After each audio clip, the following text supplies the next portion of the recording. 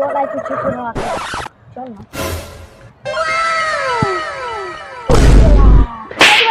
वो देख चल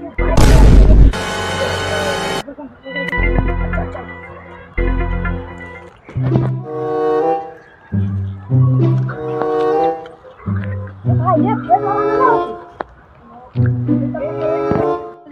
ना ना तो ये तो लाइव तो ना तो जल्दी तोड़ना तो आज ये मैं तोड़ ले जाऊं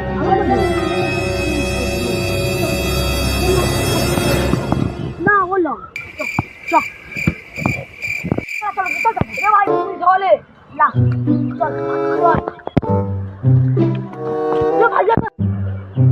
अच्छा जगह चलो चल जल्दी चल भाई हमरा सबसे बेसी हम कान कम तोड़ कम तोड़े छै बेसी दी कनी आज अपन खेत देखे कोई ले जाए तोड़ के त कनी खोज ने बकराई त साले के बड़ा बड़ा कटानी आज